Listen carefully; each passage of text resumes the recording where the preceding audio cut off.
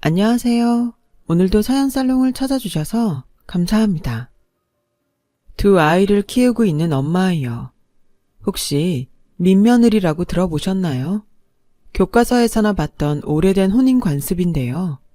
제 주변에는 실제로 민며느리였던 분이 계세요. 바로 저희 친정 엄마예요. 저희 엄마는 외할아버지 때문에 불우한 인생을 살아오셨어요.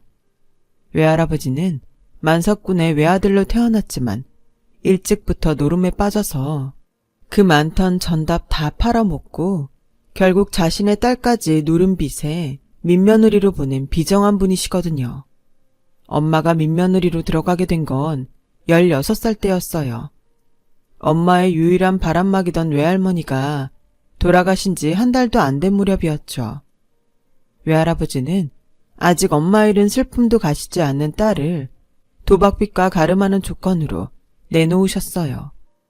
귀호가, 너 그 집 가면 학교도 제대로 보내주고 밥도 굶기지 않을 거다. 못난 애비랑 있어봤자 너한테 득될 일이 뭐 있겠니? 이게 다 네 팔자다 생각하고 좋은 집에 가서 살아. 엄마가 태어나자 귀하게 되라고 귀할 귀자에 구슬 옥자를 써서 이름을 지어주셨던 외할아버지는 그 귀한 딸을 단돈 몇 푼에 민며느리로 보내면서 술만 연거푸 드셨어요. 차마 딸아이 얼굴을 볼 면목이 없었던 거죠. 그렇게 엄마는 중학교 졸업도 못한 채 낯선 시골집으로 가야 했어요. 가서 보니 외할아버지 말과는 달리 시골도 그런 시골이 없을 정도로 완전 깡촌이더래요. 게다가 식구는 또 얼마나 많은지 개미굴에서 개미가 기어나오듯이 사방에서 시누이와 시동생들이 튀어나왔죠. 그곳에는 시부모님과 30이 다 된 남편, 그 밑으로 줄줄이 7이나 되는 시누이들과 시동생들이 있었어요. 아참, 시동생이 하나 더 있는데 일찍이 장가를 가 부산에서 처가살이를 한 바람에 당시 그 집엔 없었대요. 아빠까지 총 9남매였죠. 거기다 시할머니까지 한 집에 살고 있었어요. 딱 봐도 민며느리를 들일 처지는 아닌 집이었죠. 그 집 식구들 먹고 사는 것도 버거워 보였으니까요. 엄마를 민며느리로 들인 이유는 바로 아빠 때문이었어요. 아빠는 등치는 황소만했지만 겁도 많고 말도 더듬는 데다 지능이 낮았거든요. 그러니 30이 다 되도록 장가도 못 가고 총각으로 살고 있었던 거죠. 그래도 장남인데 총각 귀신 만들 순 없어서 어디서 모자란 며느리라도 들여오려고 했는데 그 집 사정을 알고는 누구도 딸을 주려 하지 않았던 거예요. 그래서 외할아버지 노름빚을 갚아주며 저희 엄마를 자기 집 민며느리로 들이게 된 거였어요. 그리고 거기에는 조건이 있었어요. 외할아버지가 엄마를 고등학교까지 보내주지 않으면 절대로 줄 수 없다고 고집을 부리셔서 하는 수 없이 약속을 하셨다나 봐요. 엄마를 고등학교까지 보내는 조건으로 무슨 일이 있어도 20살 이후에 혼사를 치르겠다는 약속이요. 애초에 그럴 마음은 전혀 없었지만 일단 그러겠다고 하고 데려온 거죠. 외동딸로 자란 엄마는 그 많은 시누이와 시동생을 보고 놀랐대요. 특히 젖먹이 막내 시동생을 보고는 황당해서 말도 안 나왔죠. 거기다 시동생 둘과 첫째 시누이는 심지어 엄마보다 나이도 많았어요. 둘째 시누이는 엄마 또래였고요. 앞으로 이 집에서 살 생각을 하니 눈앞이 캄캄할 뿐이었죠. 표독한 시어머니는 엄마를 보자마자 한숨을 푹 쉬며 그러셨대요. 비리비리한 게 일이나 제대로 하겠어? 데려올 거면 튼실한 애로 데려올 것이지. 저게 뭐래? 얘, 너 밥하고 빨래는 할 줄 아니? 밭을 맬 줄 알고? 왜 대답을 안 해? 너 벙어리야? 바닥에 짐도 내리기 전에 시어머니는 엄마 머리를 쥐어박으며 타박을 하셨어요. 그러자 아빠가 얼른 달려와 엄마를 자기 등 뒤로 감추셨죠. 엄마, 내 색시 때리지 마. 이렇게 조그맣고 예쁜 사람을 때릴 데가 어딨다고 때려. 차라리 나를 때려요. 네? 아유, 이 모자란 놈아. 벌써부터 네 색시 끼고 돌 생각이야? 네 색시 맞는 게 그리 마음 아프면 오냐, 차라리 네가 맞아라. 친할머니가 아빠를 때리자 안방에 계시던 증조할머니가 호통을 치셨어요. 너 지금 뭐한 짓이냐? 어디서 감히 우리 귀한 종손을 때려? 지 안 사람이랑 동생들 보는 앞에서 한 번만 더 우리 종손한테 손찌검 해봐라. 당장 쫓아낼 테니. 증조할머니 말씀에 친할머니는 바로 꼬리를 내리곤 부엌으로 들어가셨어요. 그 모습에 고모와 삼촌들은 키득대며 웃어댔죠. 그런 상황에 웃을 수 없는 사람은 엄마뿐이었어요. 엄마가 그러는데 아빠는 등치만 컸지 모자란 사람이었지만 그래도 엄마를 무척이나 아끼고 사랑해 주었대요. 아빠는 촌사람들과 다르게 피부도 하얗고 맑은 눈을 가진 엄마를 볼 때마다 좋아서 어쩔 줄 몰라 했어요. 그래서 친할머니와 고모들은 엄마를 더 괴롭히고 미워했지만요. 아무튼 아빠는 기댈 곳 하나 없던 엄마의 바람막이가 되어 주었어요. 고등학교까지 보내주겠다던 약속은 이미 사라진 지 오래였고 엄마는 그 집 머슴처럼 일해야 했어요.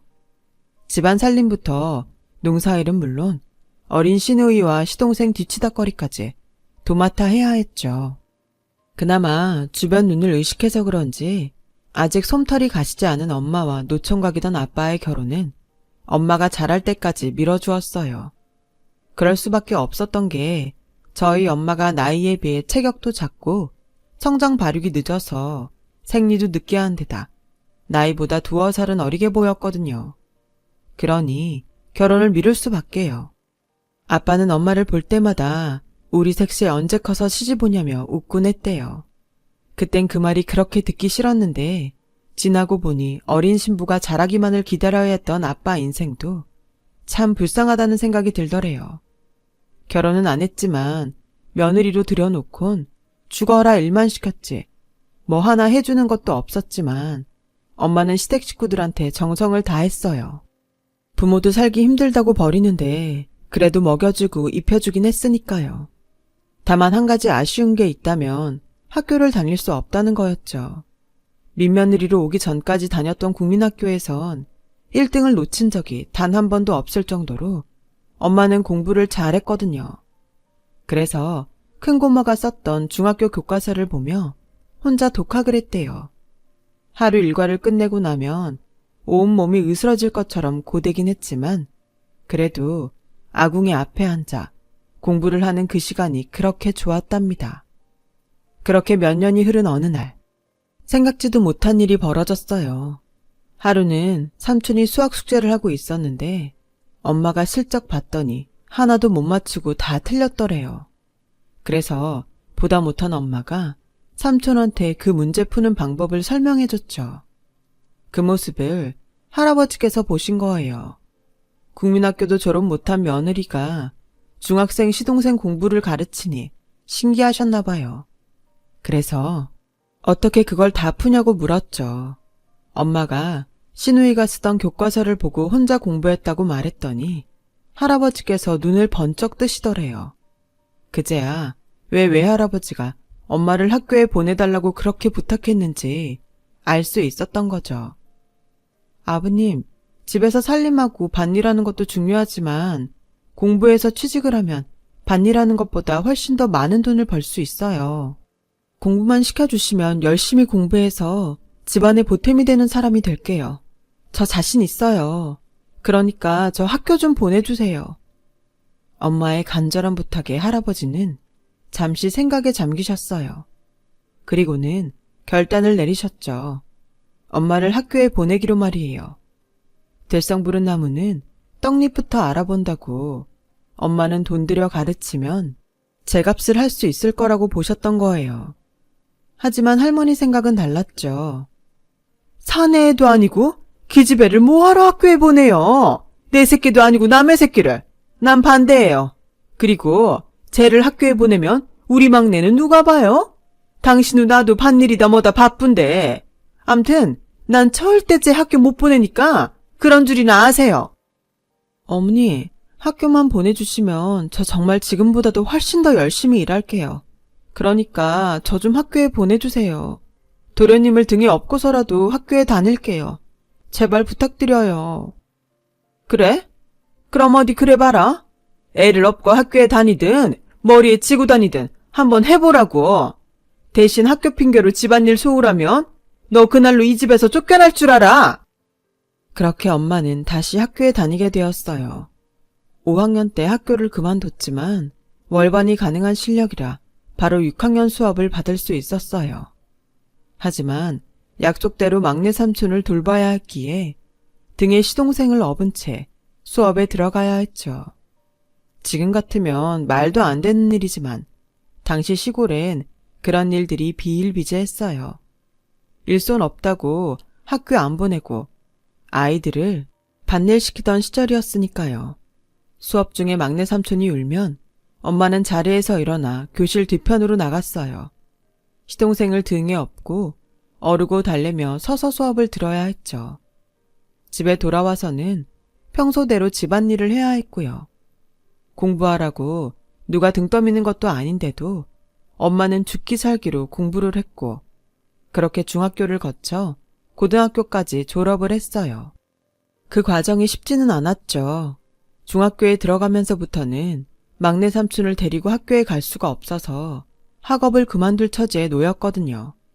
그런데 다행히 증조할머니께서 엄마를 기특하게 생각하셔선 엄마가 학교에 가 있는 동안에 막내 삼촌을 봐주시기로 하신 거예요. 당신 시어머니께서 결정한 일이니 할머니도 어쩔 수 없었고요. 하지만 그걸로 문제가 해결된 건 아니었어요. 줄줄이 딸린 시누이와 시동생 학비도 버거운 판에 며느리 학비까지 되는 건 불가능했거든요. 그러던 어느 날 결국 일이 터지고 만 거예요. 먹고 죽을 돈도 없는데 내가 군 식구 월사금까지 내느라 등골이 휘어져요. 뭐하러 도움도 안 되는 저런 년을 집에 들여서 날 이렇게 고생시키냐고요. 난 더는 못합니다. 쟤를 내보내든 날 죽이든 당신이 마음대로 하세요. 등록금을 낼 때마다 할머니는 엄마를 탓하며 요란을 피우셨고 그 바람에 할아버지도 두 손을 들어버리셨죠. 결국 엄마는 중학교 과정도 못 끝내고 학교를 그만둘 위기에 처한 거예요. 그때였죠. 증조할머니가 나서셨어요. 오냐, 내 손주며느린 내가 챙기마. 앞으로 너한테 제 월사금자로 손 내미는 일 없게 하면 되는 거지? 어서 대답해. 그럼 되는 거냐고? 할머니는 기어들어가는 목소리로 돈 나가는 것만 아니라면 뭐? 라고 대답하셨어요. 그래, 그럼 알았다. 증조할머니는 당신이 가지고 있던 금반지며 비녀를 팔아 엄마 학비를 대주셨어요. 그리고는 엄마한테 장사를 해보자고 하셨죠. 증조할머니는 만두를 잘 빚으셨는데 그걸 만들어 장에 내다 팔자고요. 그렇게 엄마는 증조할머니와 만두를 빚어 팔기 시작했어요. 엄마가 학교에 간 사이 증조할머니는 만두를 찌셨고 방과 후 엄마는 그걸 들어다 장에 내다 팔았죠. 그리곤 밤에 돌아와 집안일을 하고 늦은 밤까지 증조할머니와 만두를 빚는 날들이 이어졌어요. 시장에서 같은 학교 친구들을 만나면 창피하지 않았냐고 물었더니 그땐 어떻게든 공부를 해야 한다는 생각만 있었지 다른 건 눈에 안 들어왔어. 할머님이 나 때문에 고생을 하시는데 그깟 창피함이 대수겠니? 지금 와서 생각해도 그땐 참 억척스럽게 살았다. 증조할머니 손맛이 좋았던 탓에 만두는 잘 팔렸어요. 엄마 학비를 대고도 남을 정도였죠. 그 돈으로 집안 살림에 보탬이 되자 할머니는 더는 뭐라고 하지 않았고요. 학업과 집안 살림, 거기다 장사까지 하며 고등학교를 졸업한 엄마는 이후 회사에 취직을 했어요. 식구들 중 유일하게 월급을 받고 일을 하게 된 거였죠. 매달 꼬박꼬박 고정적인 수입이 들어온다는 건 없는 살림 살 때 이보다 큰 도움은 없었죠. 계획이라는 걸 세울 수 있었으니까요. 엄마의 월급은 시누이와 시동생, 그리고 생활비로 고스란히 들어갔어요. 자식들 교육비를 해결한 할아버지 할머니는 큰 시름을 놓은 셈이었죠. 엄마도 이제 좀 집에서 자기 몫을 하는 것 같아 면이 서기도 했고요. 하지만 엄마가 취직을 하고 얼마 안 돼 증조할머니께서 돌아가시고 말았어요. 늘 엄마 편을 들어주시던 분이 떠나자 시집살이는 더욱 매서워졌죠. 엄마가 회사에서 잘난 남자들과 어울려 일을 하는 게 할머니 딴에는 눈꼴 시린 일이었나 봐요. 결혼식도 하기 전에 엄마 아빠를 합방부터 시키자고 고집을 부렸어요. 혹시 아니? 네가 밖에서 눈이 맞아 딴 놈이랑 도망이라도 칠지? 그리고 네가 이 집에 들어온 지 몇 년이 지났는지 아니? 애초에 넌 며느리로 이 집에 들어온 거란 사실을 잊으면 안 된다. 그간 시아버지 시할머니를 등에 업곤 네 하고 싶다는 공부만 했지. 네가 며느리로서 이 집에 산 일이 뭐가 있냐? 입이 있으면 말해봐라. 그러니 이참에 두꺼비 같은 아들 하나 낳아봐. 그런 네 맘대로 밖에서 일하는 것도 뭐라 안 할 테니. 잘난 며느리가 도망칠까봐 겁이 났던 친할머니 때문에 엄마는 20살 꽃다운 나이에 아빠와 결혼을 하게 되었어요. 그리고 이듬해 엄마는 저를 가지게 되셨어요. 처녀인 줄 알았던 여직원이 임신을 하자 회사에선 바로 해고를 시켰어요. 당시 풍조로는 당연한 일이었죠. 그제서야 할머니는 땅을 치고 후회를 하셨지만요. 하루아침에 고정 수입이 사라졌으니 왜 아니겠어요. 이렇게 될 거라는 걸 예상 못한 할머니 탓이죠 뭐. 엄마는 임신 중에도 집안일이며 농사일까지 거두느라 쉴 틈이 없었어요. 태교는 꿈도 못 꿀 일이었죠. 입덧이 심해서 생사를 집어먹고 있자면 고모들이 할머니한테 고자질을 해선 욕을 먹게 할 정도로 식구들은 임산부인 엄마한테 차갑고 냉정했어요. 그나마 엄마를 챙겨주는 건 역시나 아빠뿐이었어요. 내 색시 굶어 죽는다며 식구들 몰래 사탕이며 주전부리를 몰래 얻어다 엄마 손에 쥐어주곤 했죠. 아직도 엄마는 알사탕만 보면 아빠 생각이 난다고 해요. 비록 남들보다 부족한 사람이었지만 마음만큼은 누구보다 따뜻한 사람이었다면서요. 이듬해 봄에 엄마는 저를 낳으셨어요. 기대와 달리 딸을 낳자 할머니는 표독스럽게 그러셨대요. 딸 낳은 주제에 아랫목을 차지하고 누워있을 생각 말고 얼른 일어나. 뭐 잘한 게 있다고 산후조리야. 당장 할 일이 태산인데. 결국 엄마는 출산하고 일주일 만에 자리를 털고 일어나야 했어요.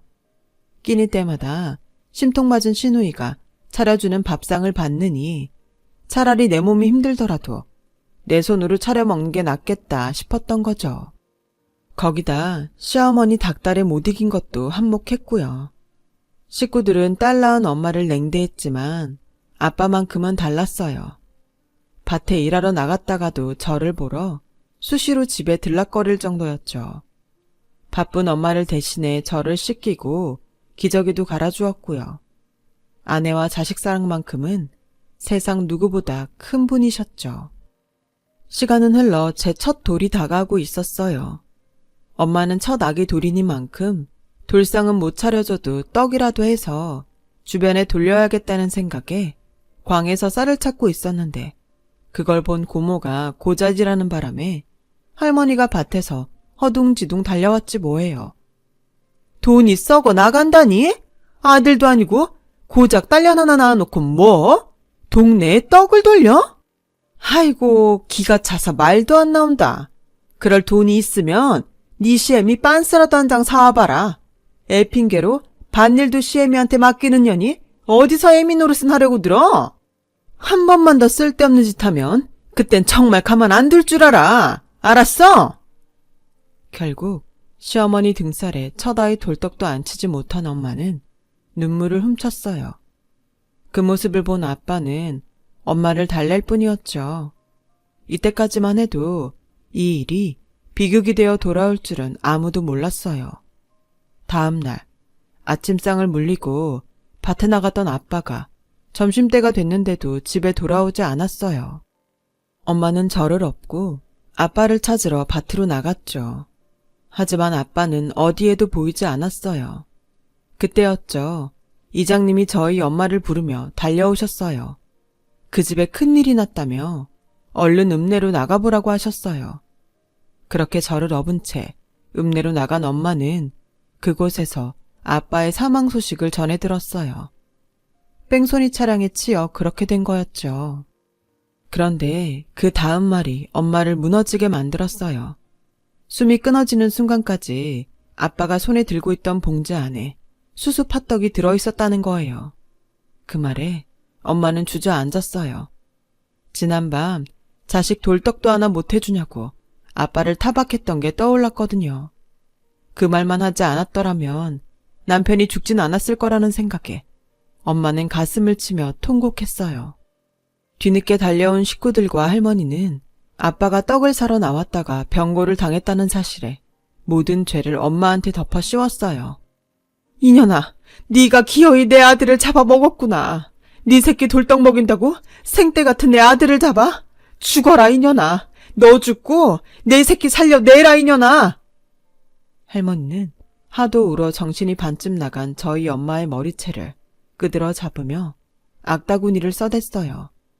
그리고 그날 밤 할머니는 저와 엄마를 집에서 내쫓았어요.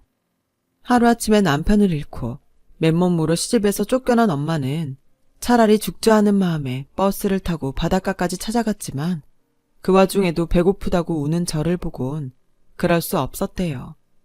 살겠다고 우는 자식을 죽일 수는 없었으니까요. 그래서 다시 살아보자 결심을 하게 된 거죠. 당장 수중에 돈도 한 푼 없었던 엄마는 증조 할머니가 돌아가시기 전에 주셨던 금반지를 팔아 여인숙에 들어갔어요.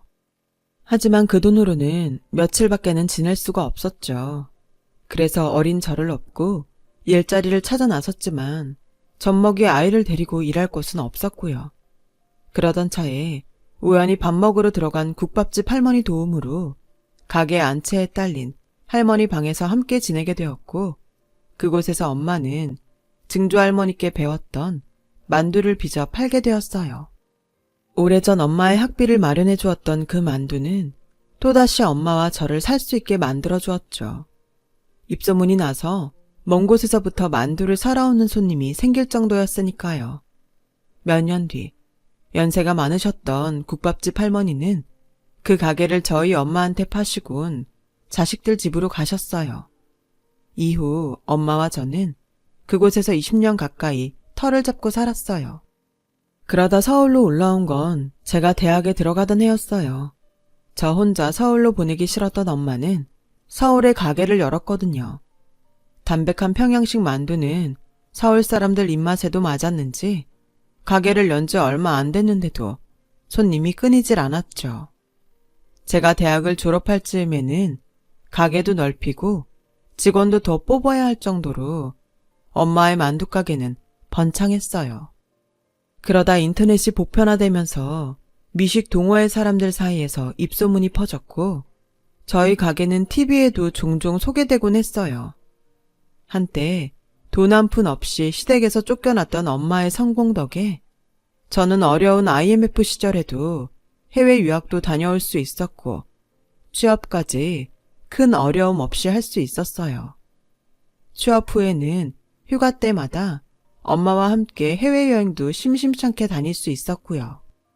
회사 동기와 결혼을 준비하던 때도 저는 엄마 덕을 보았어요. 예비시댁에 처음 인사를 드리러 간 날이었어요. 저는 홀어머니 밑에서 자란 탓에 혹여 시댁에 흠이라도 잡히지 않을까 걱정했었어요. 그런데 어머님은 무슨 일을 하시냐는 아버님 물음에 저희 가게 얘기를 했더니 반색하시며 내외가 저희 집 만두를 좋아하신다며 엄청 좋아하시더라고요. 며느리 덕분에 앞으론 줄 안 서고 그 집 만두를 먹을 수 있냐시면서요. 그래서 만두는 평생 공짜로 드시게 해드리겠다고 했죠.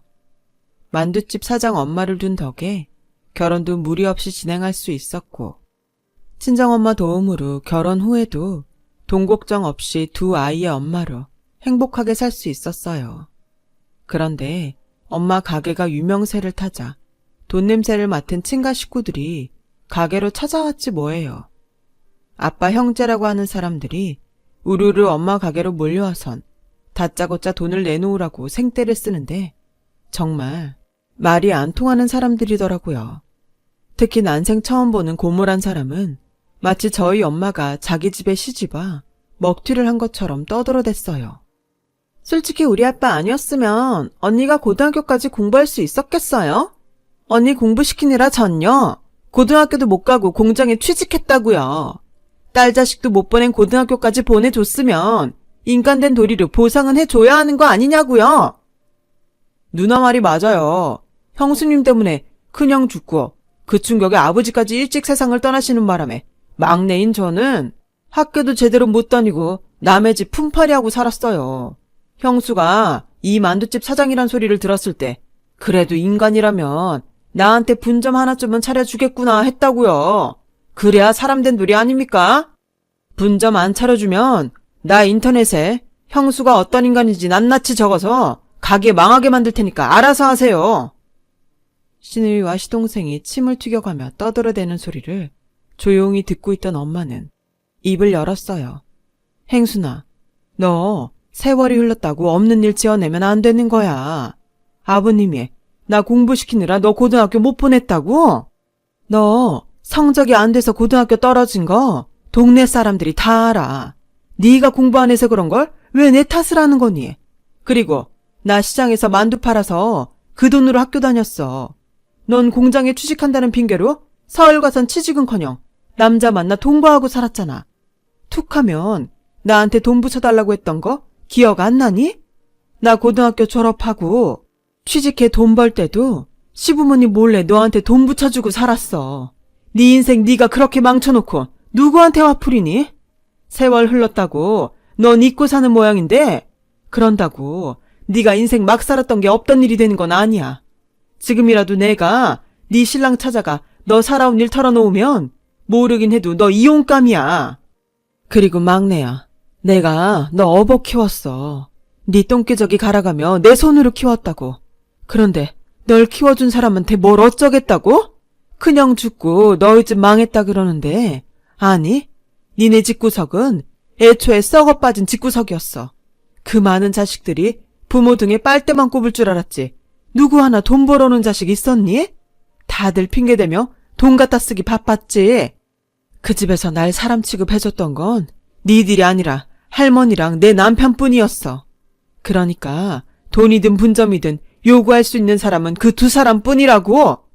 인터넷에 비방글 올려 가게 망하게 하겠다고? 어디 해봐. 내가 이 나라에서 제일 잘 나가는 로펌 찾아가서 염치 없는 이 녀석 인생 개박살 내줄 테니까. 한 번만 더 찾아와서 이런 소동 부려봐. 하나하나 법적으로 대응해 줄 테니까.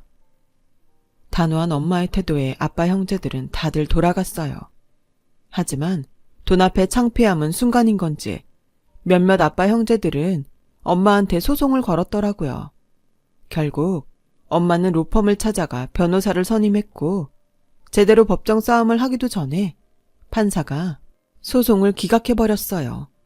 그럴만도 했죠. 엄마가 그 집 재산을 편취했다는 그 어떤 증거도 없는 데다 그들의 일방적인 주장뿐이었으니까요.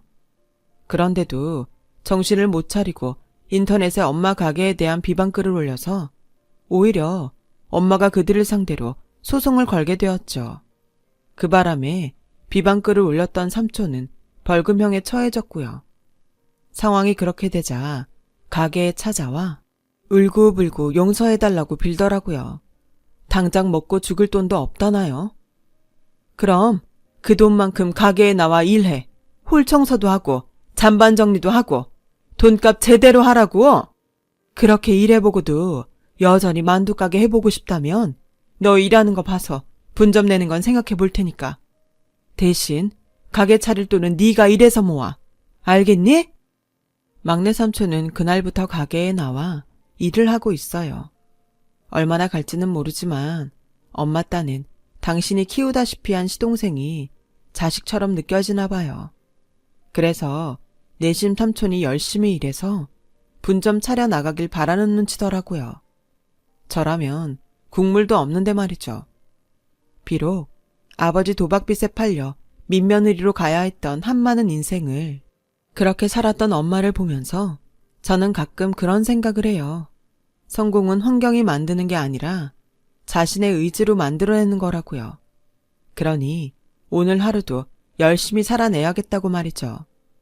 힘든 시기지만 여러분도 끝까지 포기하지 마시고 힘내시길 바랍니다. 지금까지 제 사연을 들어주셔서 감사합니다. 여러분, 사연 댓글에 응원과 현명한 조언 부탁드려요. 좋아요와 구독은 저에게 큰 힘이 됩니다. 오늘도 좋은 일 가득하세요.